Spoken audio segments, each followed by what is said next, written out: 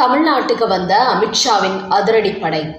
போலி ஆதார், போலி வாக்காளர் அட்டை வைத்திருக்கும் நபர்கள் சுற்றி வளைப்பு. பதறிக்கொண்டு ஓடும் திமுக, விசிக நிர்வாகிகள். சுப்ரீம் கோர்ட்டுக்கு ஓடியதன் சீக்ரெட் அவுட். வணக்கம் நண்பர்களே. எஸ்ஐஆர் நடவடிக்கை என்பது வாக்காளர் பட்டியல் சரிபார்ப்பது மட்டுமின்றி குடியுரிமை சம்பந்தமாகவும் சரிபார்க்கும் பணிகளும் நடைபெறுகிறது என்பதை தற்போது திமுக, விசிக போன்ற கட்சிகள் புரிந்து கொண்டார்கள். இதன் காரணமாகவே இந்த இரண்டு கட்சி வட்டாரத்திலும் பதற்றம் அதிகரித்திருக்கிறது. இந்த இரண்டு கட்சிகளும் இஸ்லாமியர்களின் ஆதரவாளர்களாக செயல்பட்டு வருகிறார்கள். அதோடு அவர்களின் ஓட்டுகள் என்பது தங்களுக்கு நிரந்தரமானது என்பதால் அவர்களுக்கு தேவையான அனைத்து விஷயங்களையும் செய்து கொடுத்து வரும் திமுக, விசிக போன்ற கட்சிகள் வங்கதேசம், பாகிஸ்தான் போன்ற சில நாடுகளிலிருந்து தமிழ்நாட்டுக்குள் லட்சக்கணக்கான இஸ்லாமியர்களை கொண்டு வந்து தங்களது வாக்கு வங்கியை உருவாக்கி வைத்திருக்கிறார்களாம். அதனால் எஸ்ஐஆர் பணிகள் தொடங்கப்பட்டதிலிருந்தே தங்களது போலி வாக்காளர்களை மூடி மறைத்து காப்பாற்றும் முயற்சிகளில் இந்த கட்சி நிர்வாகிகள் இறக்கிவிடப்பட்டுள்ளார்கள். குறிப்பாக மேற்கு வங்காளத்தில் எஸ்ஐஆர் நடவடிக்கை தொடங்கியதிலிருந்து சட்டவிரோதமாக வங்கதேசத்திலிருந்து ஊடுருவிய நபர்களை அதிகாரிகள் கைது செய்கிறார்கள் என்றதும், மேற்கு வங்காளத்தில் நீண்ட காலமாக முகாமிட்டிருந்த வங்கதேசத்தினர் ஊரை காலி பண்ணிவிட்டு ஓடிக்கொண்டிருக்கிறார்கள். இரவு நேரமில்லாமல் பகல் நேரங்களிலேயே இவர்கள் தைரியமாக எல்லையை நோக்கி படையெடுப்பதாகவும் கூறப்படுகிறது.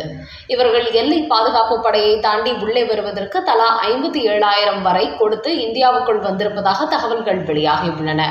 இப்படி இந்தியாவுக்குள் வந்த இவர்களுக்கு இங்குள்ள அரசியல் கட்சியினர் போலி ஆதார் அட்டை, போலி வாக்காளர் அட்டை எல்லாம் தயார் செய்து கொடுத்துள்ளார்கள். இவர்கள் எல்லாம் மேற்கு வங்காளத்தின் முதல்வர் மம்தா பானர்ஜியின் பின்னணியில் இருப்பவர்களாம். இப்படி வங்கதேசத்திலிருந்து மேற்கு வங்காளத்துக்குள் வந்த ஊடுருவல்காரர்களுக்கு மம்தா பானர்ஜி அரசு மிகப்பெரிய பாதுகாப்பு கொடுத்து அவர்களை தங்களது போலி வாக்காளர்களாகவும் உருவாக்கி வைத்திருக்கிறதாம். இது குறித்த தகவல் தற்போது அம்பலத்துக்கு வந்துவிட்டதால் மம்தா பானர்ஜி கடும் கலவரத்தில் உள்ளாராம். இதன் காரணமாகவே தற்போது டெல்லி மேலிடத்துக்கு தமிழ்நாட்டின் மீதும் பெருத்த சந்தேகம் ஏற்பட்டுள்ளதாம். குறிப்பாக மு.க. ஸ்டாலின் இஸ்லாமியர்களின் அபிமானியாக இருந்து வருவதால் தமிழ்நாட்டிலும் வங்கதேசம், பாகிஸ்தானிலிருந்து வந்த முஸ்லிம்கள் கண்டிப்பாக இருப்பதற்கு வாய்ப்புள்ளது என்று டெல்லியிலிருந்து புதிய எஸ்ஐஆர் அதிகாரிகளை தமிழ்நாட்டுக்குள் இறக்கிவிட்டுள்ளாராம் அமித்ஷா. இந்த அதிகாரிகள் போலி வாக்காளர்களை களையெடுப்பது மட்டுமின்றி அண்டை நாடுகளிலிருந்து வந்து எவ்வளவு இஸ்லாமியர்கள் தமிழ்நாட்டில் போலி வாக்காளர்களாக இருக்கிறார்கள் என்பதையும் தீவிரமாக கண்காணிக்க தொடங்கிவிட்டார்களாம். இப்படி டெல்லி படை அதிரடி காட்ட தொடங்கி இருப்பதால் மு.க. ஸ்டாலின் மட்டுமின்றி திருமாவளவரும் கலவரம் அடைந்துள்ளார்களாம். இவர்கள் 2 பேருமே இஸ்லாமியர்களின் ஓட்டுகளை தங்கள் பக்கம் இருக்க வேண்டும் என்பதற்காக குடியுரிமை பெறாத இஸ்லாமியர்களுக்கு தமிழ்நாட்டில் அடைக்கலம் கொடுத்து பாதுகாத்து வருகிறார்களாம். இவர்கள் எல்லாம் இஸ்லாமியர்கள் அதிகமாக வாழும் பகுதிகளில் அவர்களுடன் கலந்து வாழ்ந்து வருவதும் கண்டறியப்பட்டுள்ளதாம். இவர்களை தான் மொத்தமாக தற்போது அமித்ஷா வெளியில் கொண்டு வரும் முயற்சியில் ஈடுபட்டுள்ளாராம். இப்படி குடியுரிமை இல்லாத நபர்களை அமித்ஷாவின் டெல்லி டீம் தட்டி தூக்கி வருவதனால்தான் மு.க. ஸ்டாலினை போலவே திருமாவளவனும் பலத்த அதிர்ச்சி அடைந்திருக்கிறாராம்.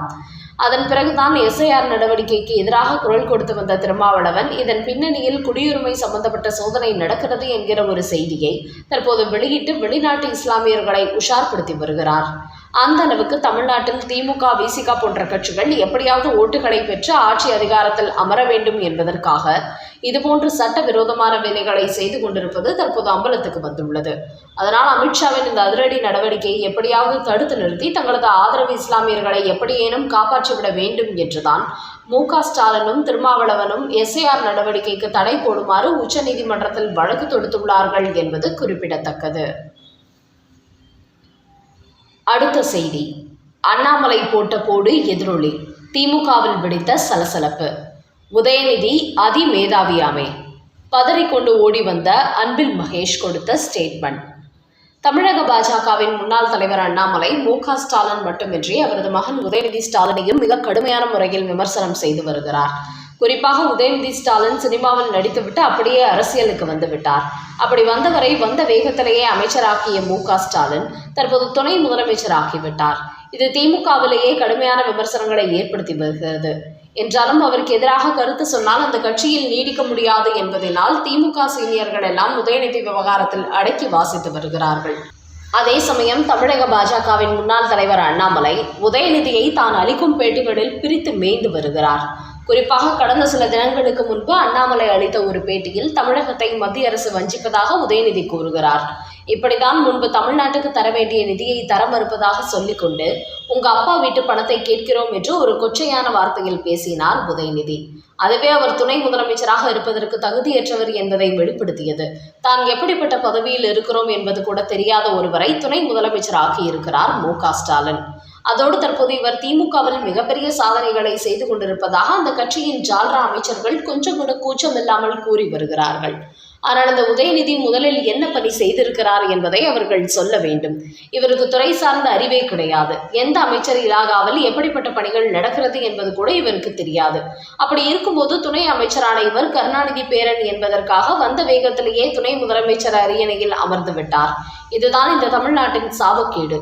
கோபாலபுரத்தில் பிறந்து விட்டால் கோட்டைக்கு வந்து ஆட்சி கட்டிலில் அமர்ந்து விடலாம் என்றாகிவிட்டது. எந்த புரிதலும் தெளிவும் இல்லாமல் ஒரு துணை முதலமைச்சர் பதவிக்குரிய நாலேஜ் என்பதே இல்லாமல் இவர் பதவி வகித்துள்ளார்.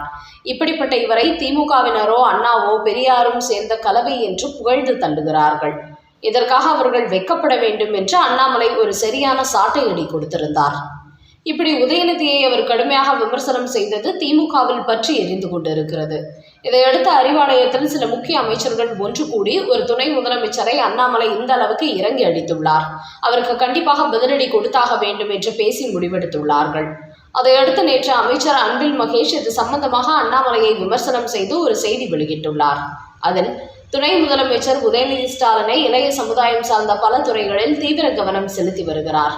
கல்வியில் சிறந்த தமிழ்நாட்டை உருவாக்க அவர் தீவிரம் காட்டுகிறார். அடுத்த கட்டமாக இளைஞர்களுக்கு வேலைவாய்ப்பு உருவாக்க ஒரு குழுவை நியமித்து அது குறித்த திட்டத்தை முன்னெடுத்து வருகிறார். அது மட்டுமின்றி அவர் துணை முதலமைச்சராக வருவதற்கு முன்பே ஒவ்வொரு அமைச்சர்களின் இலாகா குறித்தும் தெரிந்து தேர்ச்சி பெற்றுவிட்டுதான் வந்தார். இவர்கள் சொல்வது போன்று வந்த வேகத்திலேயே அவர் துணை முதலமைச்சர் ஆகிவிடவில்லை. அனைத்து அமைச்சர்களையும் கண்காணிக்கக்கூடிய அளவுக்கு அவர் திறமை பெற்றவர். அப்படிப்பட்டவரை எந்த புரிதலும் எதுவும் தெரியாதவர் என்று அண்ணாமலை சொல்வது வேடிக்கையாக உள்ளது. முதலமைச்சரும் துணை முதலமைச்சரும் தமிழ்நாட்டை நம்பர் 1 மாநிலமாக்குவதில் அதிதீவிரம் காட்டியிருக்கிறார்கள். இன்றைக்கு இந்தியாவே தமிழ்நாட்டை திரும்பி பார்க்கிறது என்றால் அதற்கு இவர்கள் இருவரின் உழைப்புதான் காரணம். தமிழ்நாட்டுக்காக 24 மணி நேரமும் முதலமைச்சரும் துணை முதலமைச்சரும் கடுமையாக உழைத்துக் கொண்டிருக்கிறார்கள் என்பதை அண்ணாமலை போன்றவர்கள் புரிந்து கொள்ள வேண்டும் என்று உதயநிதியை புகழ்ந்து தள்ளியிருக்கிறார் அன்பில் மகேஷ். பாட்டாளி மக்கள் கட்சியிடம் டீல் போட்ட தேசிய ஜனநாயக கூட்டணி. பாட்டாளி மக்கள் கட்சி 2 துண்டுகளாக பிரிந்துள்ள நிலையில் தேசிய ஜனநாயக கூட்டணிக்கு வருவதற்கு ஏற்கனவே தயாராகிவிட்டார் அன்புமணி. ஆனால் டாக்டர் ராமதாஸை திமுக கூட்டணிக்கு எடுத்து வந்தார் மு.க.ஸ்டாலின். இருப்பினும் முதலில் வருவதாக சொன்ன ராமதாஸ் இப்போது திருமாவளவன் திமுக கூட்டணியில் இருப்பதால் அங்கு செல்வதற்கு மறுத்துவிட்டாராம். இந்த நிலையில்தான் தற்போது அதிமுக பாஜக கட்சிகள் டாக்டர் ராமதாஸ் அன்புமணி 2 பேரிடத்தில் பேச்சுவார்த்தை நடத்தி தேசிய ஜனநாயக கூட்டணிக்கு வருமாறு அழைப்பு விடுத்ததை அடுத்து அதற்கு 2 பேருமே சம்மதம் தெரிவித்துள்ளார்கள். என்றாலும் கடந்த சட்டமன்ற தேர்தலில் பாட்டாளி மக்கள் கட்சிக்கு 23 சீட்டுகள் கொடுத்தது போன்று இந்த முறையும் தர வேண்டும் என்று கோரிக்கை வைத்துள்ள டாக்டர் ராமதாஸ் ராஜ்யசபா சீட் பெற்றும் அதிர்ச்சி கொடுத்துள்ளாராம். இதன் காரணமாகவே விரைவில் தமிழகம் வரவிருக்கும் அமித்ஷா மூலம் பேசி ராஜ்யசபா எம்பி சீட் இல்லாமலேயே அவர்களை சம்மதிக்க வைக்க எடப்பாடி பழனிசாமி திட்டமிட்டிருப்பதாக கூறப்படுகிறது. அந்த வகையில் பாட்டாளி மக்கள் கட்சி தேசிய ஜனநாயக கூட்டணிக்கு வருவது உறுதியாகிவிட்டது.